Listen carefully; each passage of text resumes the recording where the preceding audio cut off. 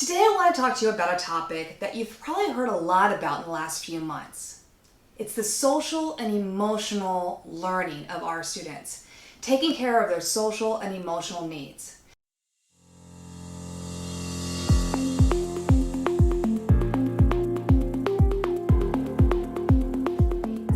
Now, I've been doing this in my classroom for the last few years. Every Tuesday and Thursday, I would do mindfulness with my students. And every Friday, we would go over habits that successful people have.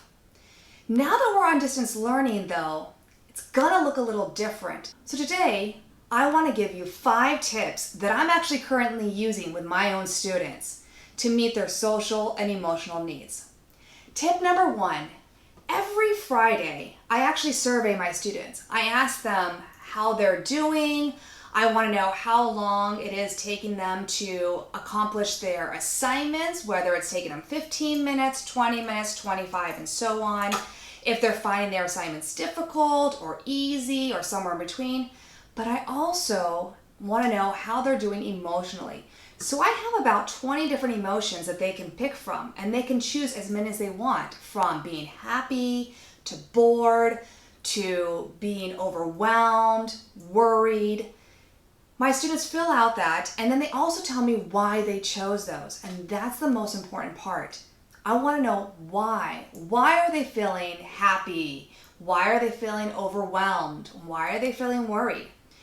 I then take that information that they give me, and I actually write them a personal email. Now, I have about 120 students that fill out this survey for me every single week. So that means it takes me about 3 days to accomplish this. I spend 3 days, I set a goal to write about 40 emails a day, and I talk to them about what they're feeling. I let them know that it's okay to have these feelings, that during these times or during any time, if you're feeling worried or anxious or you're scared, that is okay, and that they need to acknowledge that. I then give them suggestions on what they can do to help with those feelings, whether it's giving them some guided mindfulness to go over, having them watch some funny videos on TikTok, whatever it is. Also, when they're talking about feeling happy, I want to acknowledge that too. During this time, look at the positives is the goal we want. We want to be able to take what's going on and try and see the good that's coming out of it. That's what I teach my students all the time. That's the goal, to focus on the positives, because we usually go into negative feelings all the time and we always focus on the negatives. Even the news. I don't watch the news because the news pretty much focuses on the negative all the time. So looking at the positives is a good thing. So that's number 1. Number 2, make a personal phone call or give them a text message. Or if you still can't get a hold of them that way, I have one student a few students who I actually went on Instagram, and one of them was friends with my son, and so I went and DM'd them to find out how they were doing. It was the only way I was able to get a hold of them. So make that personal connection through an actual phone call, a text message. Ask their parents if they have a phone number and if you can call them. I'm sure they would love to actually hear your voice. So that's number 2. Number 3, join a social media platform. Go where they are. Your students, if you're in secondary, they're on Snapchat, TikTok's the big one right now, and Instagram. Now, I do have a TikTok, but my TikTok is just so that I can watch my son and observe him. However, I did open up a Instagram just for my students and their parents, and actually it's open to anyone, but I opened up an Instagram.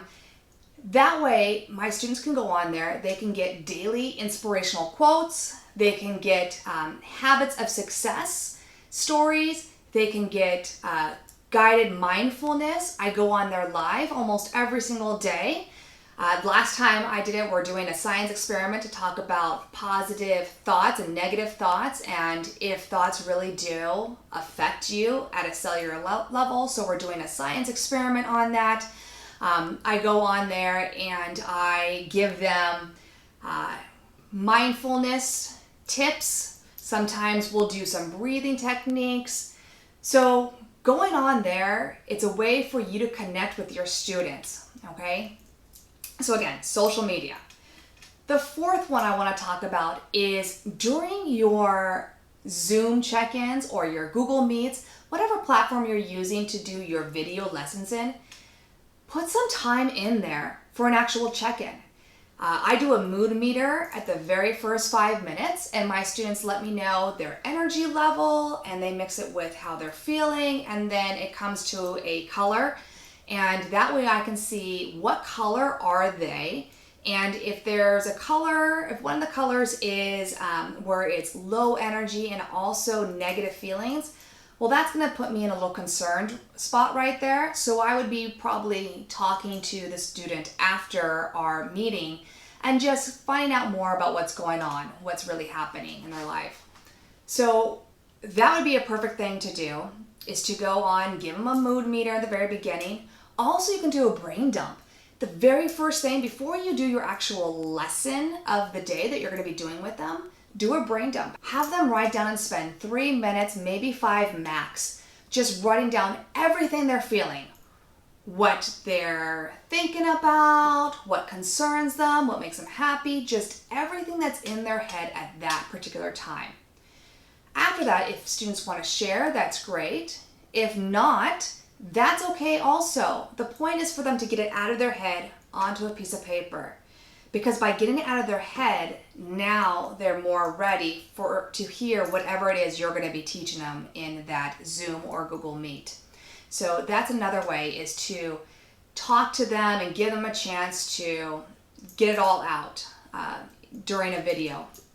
And the last thing, have one day a week that is not academic, and during that one day a week, post inspirational videos that they can watch.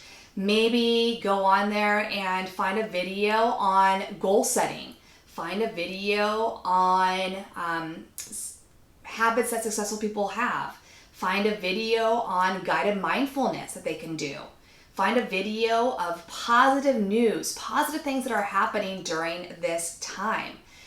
You could just have them watch the video. You could have them comment on the video. But this is a time for them to not think about the academics, but to maybe get some, skills that are more life skills that are going to help them deal with their emotions that they're feeling right now, and realize that it's okay to have those feelings, it's okay to have those emotions, and ways that they can make it so that those emotions are not taking over their lives, that they can acknowledge them and then move on and actually do what they need to do and accomplish whatever it is they want to accomplish.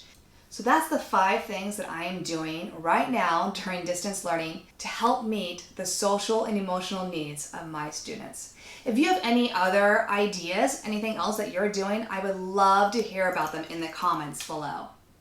Have a great day. Thank you for watching another Adventures in ISTEM and Beyond video. Don't forget to subscribe and turn on notifications for more Adventures in ISTEM and Beyond videos. For more ideas on how to incorporate science, technology, and skills for life into your classroom, go to adventuresinistem.com.